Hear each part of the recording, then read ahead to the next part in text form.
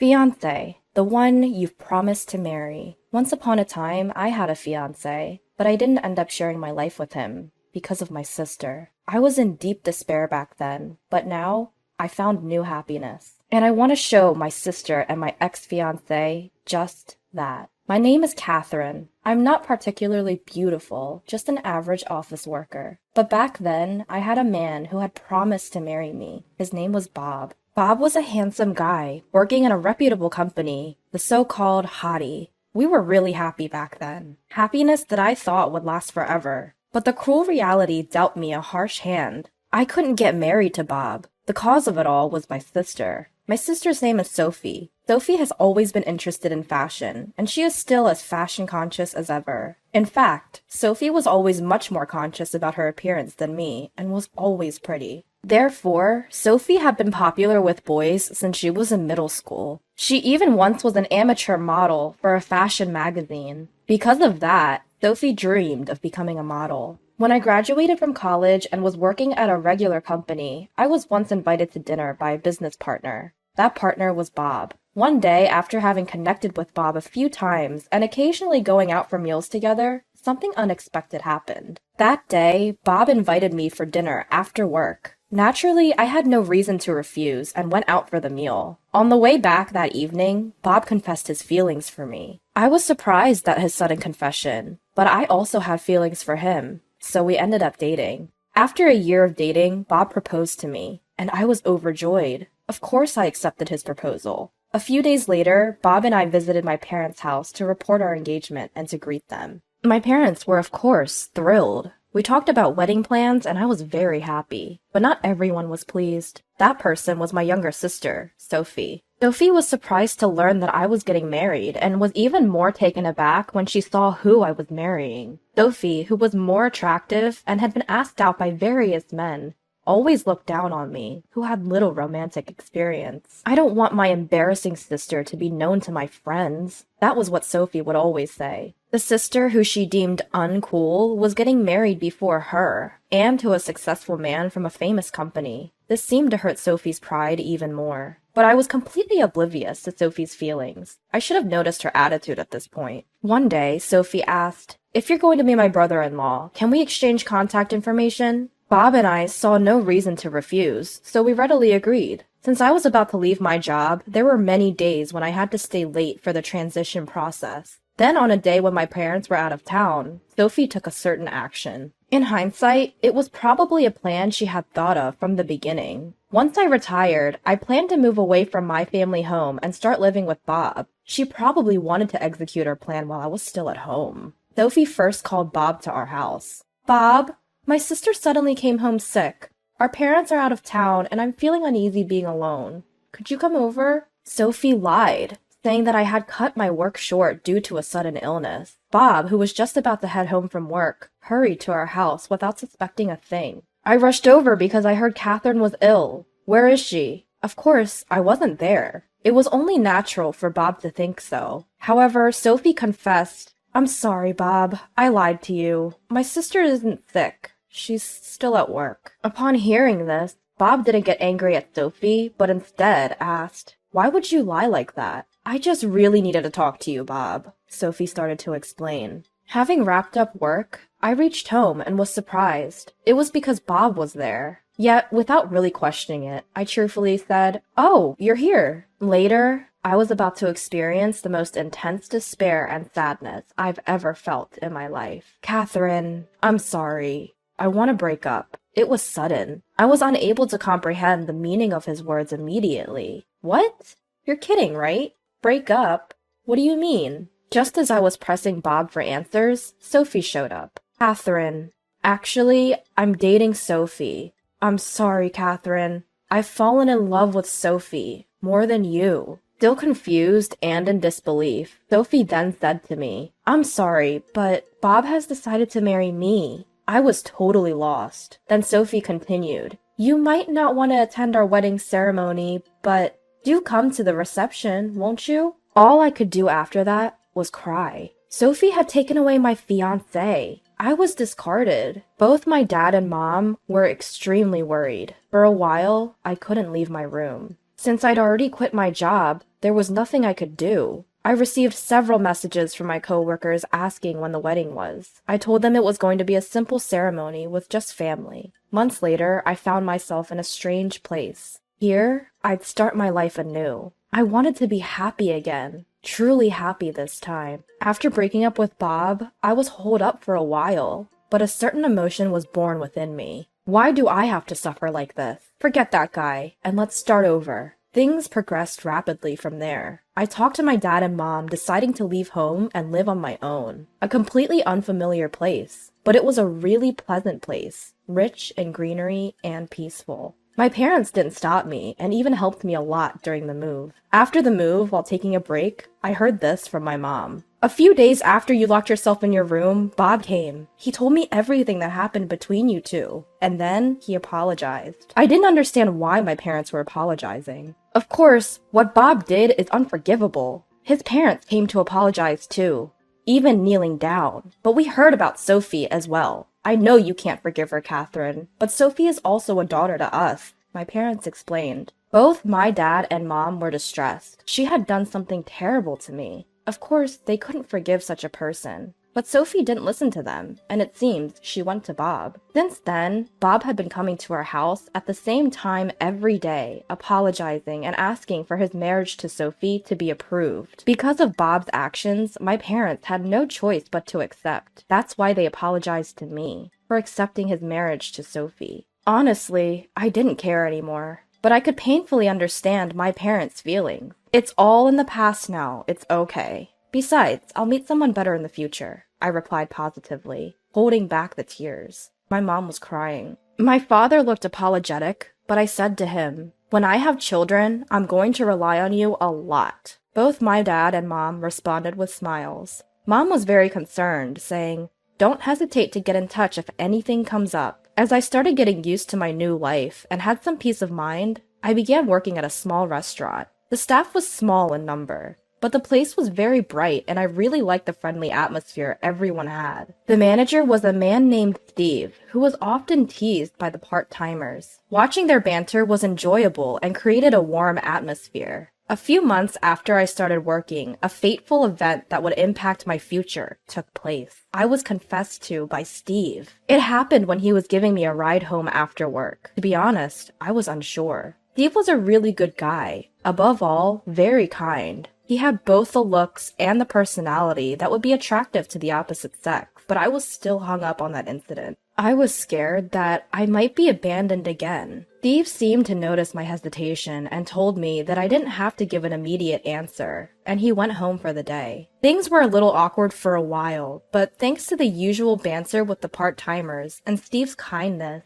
I didn't fret too much. I guess my heart had already made a decision. During one break, I learned something about Steve. Turns out, Steve had been betrayed by someone he was dating and had a terrible experience at the place he worked before this restaurant. Steve and I had the same experience. We both had been betrayed by someone we loved. That day, I decided to go home with Steve so I could hear more about his story. As we were walking home, Steve shared his past. He was actually in charge of a store before he came here. But due to certain incidents, the store lost trust and ended up closing. And Steve was held responsible and lost his job. After hearing his story, I decided to tell Steve why I came to this place.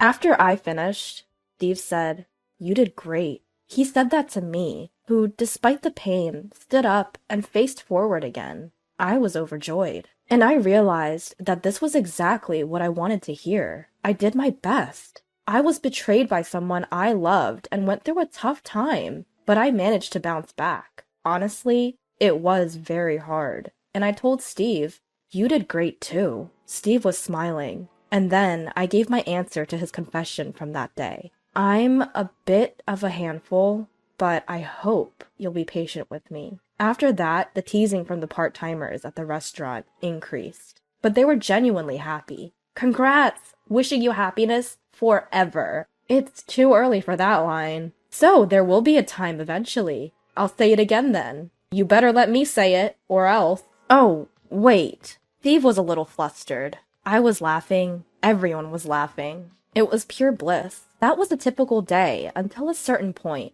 I was proposed to for the second time in my life. Of course, I accepted the proposal. I was determined to find happiness this time, and I believed that I could be truly happy with Steve. So I headed over to my parents' house for the first time in a while. They were thrilled. I told them everything about Steve, and they said, "Please make our daughter happy. I promise I'll make Catherine happy." He replied with firmness and confidence.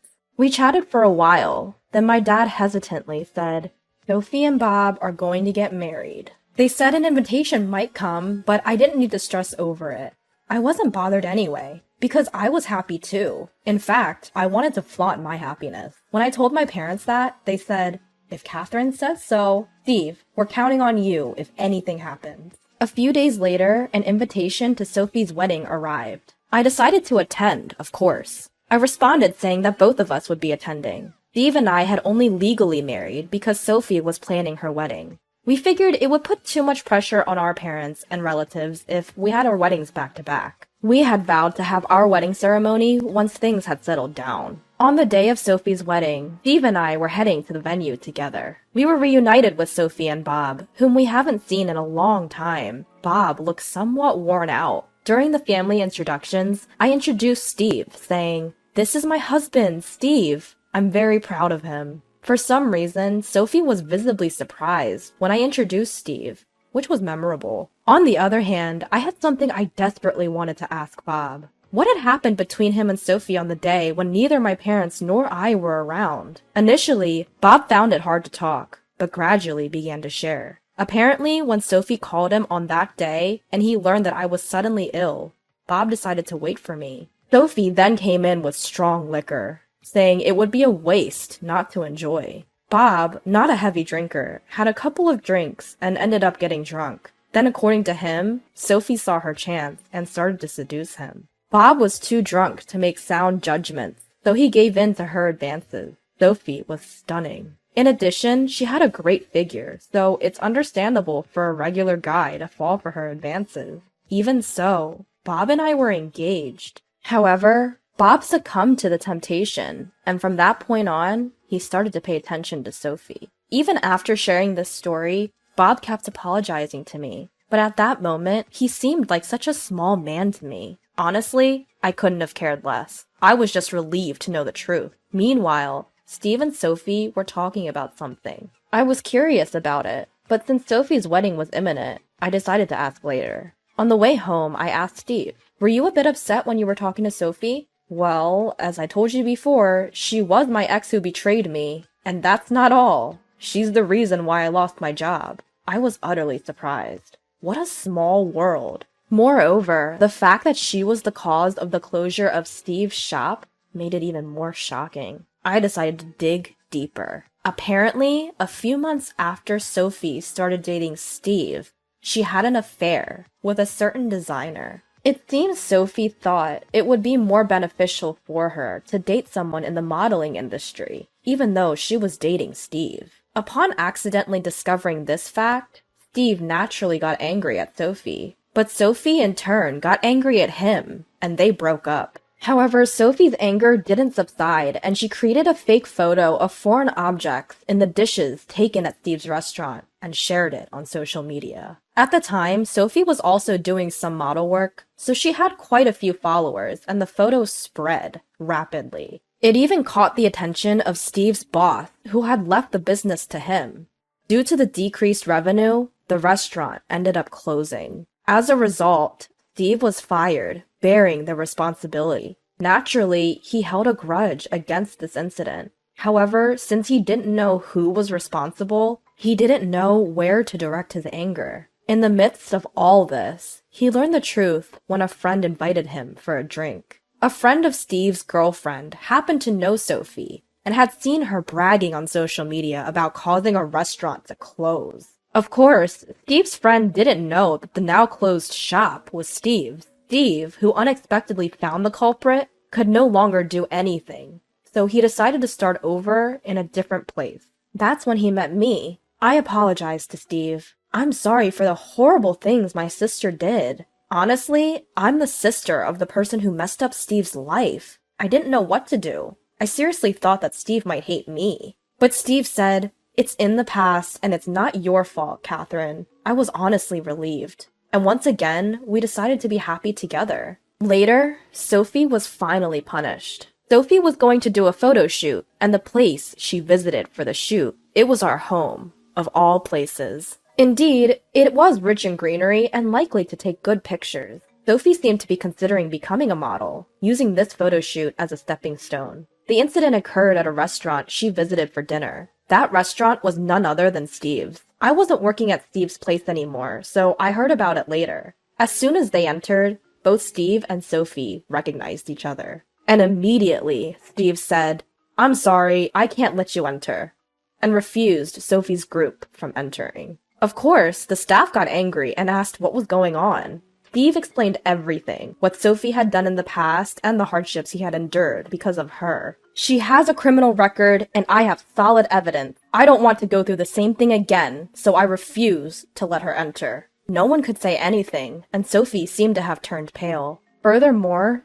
Steve said he would tell the president of the company Sophie was about to join about her past. The person who scouted Sophie was shocked and asked Steve to quit, but Steve's anger didn't subside. In the end, Sophie's photo shoot was canceled, and the incident spread in the industry, crushing her dream of becoming a model. Nobody wants to deal with a person who caused such a huge scandal in the past. On top of that, I heard from my mom that Bob's company's performance has been getting worse recently, and now he's a candidate for a demotion. She seemed worried about what would become of these two in the future. Despite such an incident, Steve and I were spending happy days as usual. And today is our long-awaited wedding. Steve and I, we both had some hard times in the past, but now we are very happy. There was also a new life in my belly. Congratulations! Wishing you a lifetime of happiness. The crew from the shop where we first met are laughing and repeating this familiar phrase. Thank you. And so, in front of everyone, Steve and I vowed to always cherish our family and be happy forever.